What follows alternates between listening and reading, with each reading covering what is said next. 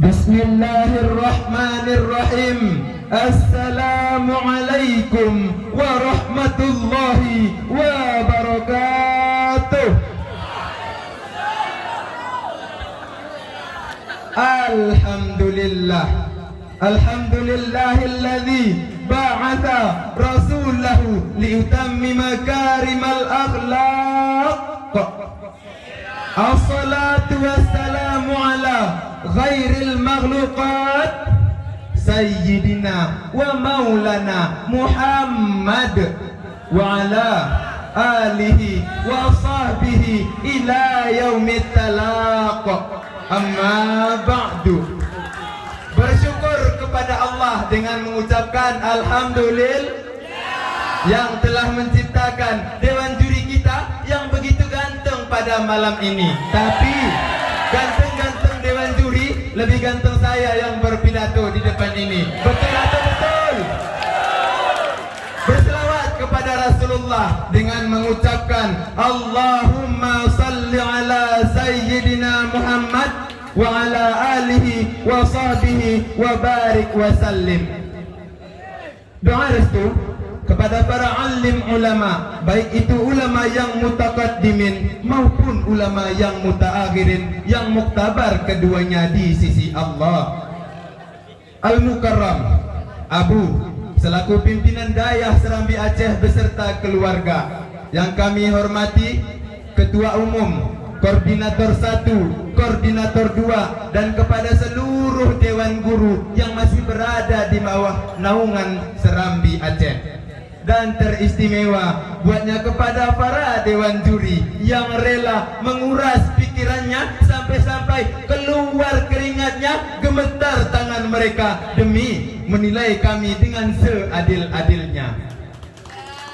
Pada kesempatan kali ini, izinkan kami membawakan tausiah Islamiyah bertajuk Pemimpin dalam Konsep Al-Quran menauladani kepemimpinan Rasulullah Sallallahu Alaihi Wasallam. Sebagai rujukan, mari sama-sama kita mendengarkan firman Allah surah Al-Jumu'ah ayat 2 yang berbunyi, A'udzu billahi minasy syaithanir rajim. Bismillahirrahmanirrahim. Huwallazi ba'atha fil ummiyina rasulan minhum yatlu 'alaihim ayatihi wa yuzakkihim wa yu'allimuhumul kitaba wal hikmah wa in kanu min qablu lafi dhalalin mubin. Dialah yang telah mengutus seorang rasul kepada kaum yang buta huruf dari kalangan mereka, yang membacakan ayat-ayatnya kepada mereka, mensucikan jiwa mereka, dan mengajarkan kepada mereka kitab dan hikmah sunnah. Meskipun sebelumnya mereka benar-benar dalam kesesatan yang nyata. Dewan Hakim yang arif lagi bijaksana, hadirin yang dicintai oleh Allah. Menurut Profesor Dr. Muhammad Sulaiman Al-Asqari dalam kitabnya Judda At-Tafsir min Fathul Qadir Al-Amin, maksudnya kondisi bangsa Arab yang sebagian besar bukan hanya tidak tahu membaca dan menulis, tetapi tenggelam dalam jahiliyah secara total. Keburukan moral merajalela dalam bidang sosial, marak mabuk-mabukan. Dalam bidang pemerintah, etnis golongan yang dikedepankan. Dalam bidang hukum, muncullah law of the jungle, hukum rimba jadi peradaban. Orang kaya memangsa yang miskin, orang kuat menghantam yang lemah, orang pintar memangsa yang bodoh. Bahkan yang paling ironisnya, martabat wanita diinjak-injak sehingga setiap lahir bayi wanita dikubur hidup-hidup. Tak peduli tangis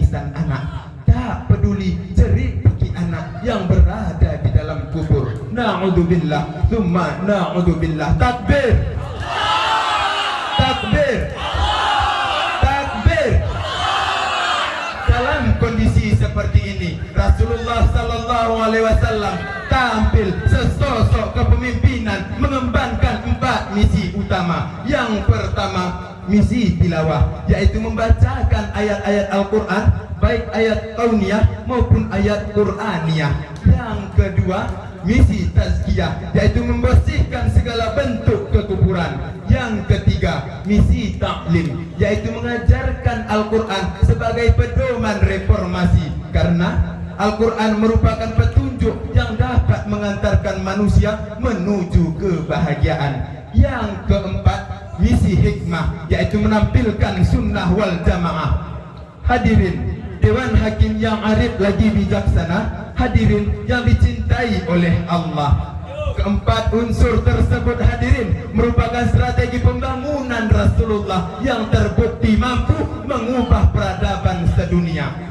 Namun hadirin, lain halnya gerakan di negeri kita. Kita lihat konsepnya setinggi langit, ngaumannya menggema kemana-mana, tetapi hasilnya entah kemana. Kenapa sedemikian? Ini disebabkan krisis figur di era reformasi sekarang ini. Bukan figur-figur pembangunan sejati yang muncul, tetapi yang menjamur adalah oknum pemimpin yang haus jabatan, pemimpin yang haus kursi. Karena kalau pembangunan kehilangan figur, tak ubah laksana ayam yang kehilangan induknya, tak tahu kemana mereka harus melangkah. Industri yang dicita-citakan, destruksi yang disarankan, pembangunan tinggal kandas yang disarankan, tetapi tinggal landas yang disarankan. Akhirnya tetap dalam justifikasi Allah, tetap dalam kesesatan nasio multidimensional. Dewan Hakim yang mulia, hadirin yang dicintai oleh Allah, Abu A'la Al-Maududi menuliskan dalam bukunya The Prophet of Islam, menyatakan bahwa Rasulullah merupakan satu-satunya contoh terlengkap. Semua keunggulan terkumpul dalam diri seorang pribadi.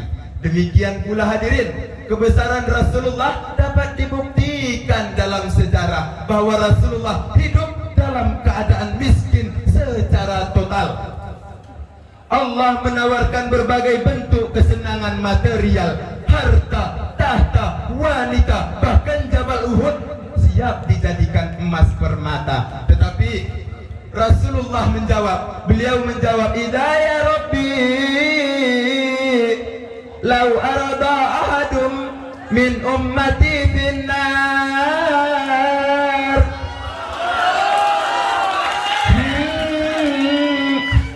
Apabila sedemikian ya Tuhanku, tidak ada satupun yang menyenangkan hatiku kalau satu saja dari kalangan umatku masuk ke dalam neraka.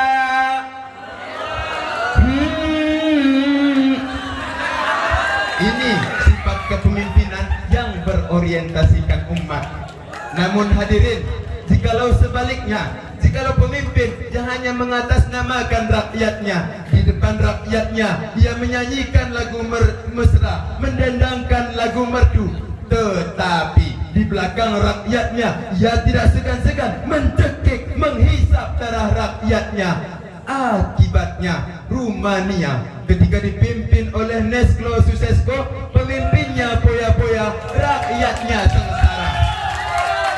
Iran ketika dipimpin oleh Reza Pahlavi, pemimpinnya makmur, rakyatnya hancur tersungkur.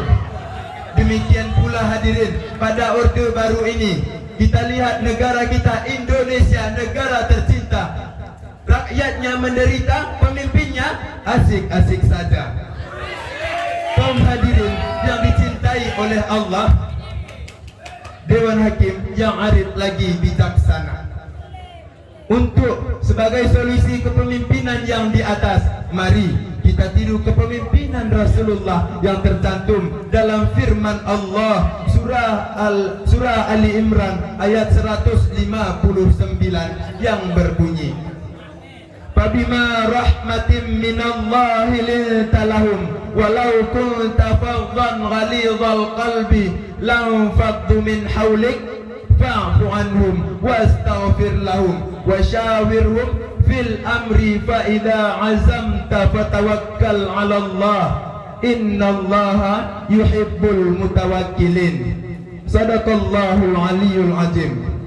Maka disebabkan rahmat Allah lah engkau Muhammad berlaku lemah lembut terhadap mereka.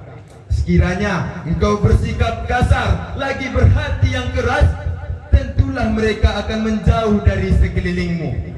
Maka maafkanlah mereka, mohonkanlah ampunan terhadap mereka, dan bermusyawarahlah dengan mereka dalam urusan itu. Dan apabila engkau telah berbuat tekad, bertawakkallah kepada Allah. Sesungguhnya Allah mencintai orang-orang yang bertawakal kepadanya. Hadirin yang dicintai oleh Allah, dengan berakhirnya ayat tadi, maka berakhirlah pidato kami. Adapun kesimpulannya, yang pertama, mulai dari detik ini mari kita pilih pemimpin yang berorientasikan umat, yang berorientasikan rakyat. Yang kedua, pemimpin yang baik adalah pemimpin yang berorientasikan umat, bukan bahagia di atas sengsara rakyat. Yang ketiga, wahai para pemimpin kami, pimpinlah kami sebagaimana Rasulullah dahulunya memimpin. Ya Nabi, ya Nabi, ya Nabi, I love you. Aku cinta padamu Nabi, aku rindu padamu Nabi. Jangan bilang pemimpin yang hebat, jangan bilang pemimpin yang taat, kalau tidak berorientasikan rakyat. Innalillah, innalillah. Bila dirimu cinta Muhammad, bila dirimu sering salawat, itu baru pemimpin yang taat. Masya Allah, Masya Allah. Pemimpin yang sejati yang dicinta oleh Nabi, bukan pemimpin korupsi, apalagi tukang judi. Pemimpin anti maksiat, gemar membaca sholawat dan tak pernah ia meninggalkan salat. Ya Nabi, ya Nabi, ya Nabi, I love you. Aku cinta padamu Nabi, aku rindu padamu Nabi. Jadi pemuda tanpa kekasih cukup sekian. Terima kasih. Assalamualaikum. Rupanya Dewan Juri penasaran siapa saya yang berani mengaku so ganteng dari mereka. Maka untuk dari itu saya akan memperkenalkan diri. Perkenalkan, nama saya Profesor Dr. Obor Kompor Bocor Cuklim Asyuyuti, S1, 2, 3 dan seterusnya. Jalan-jalan ke Nagan Raya, singgah sebentar di rumah Munawir, rumah Sapri, rumah Saidul, dan rumah Wahyu Handayani.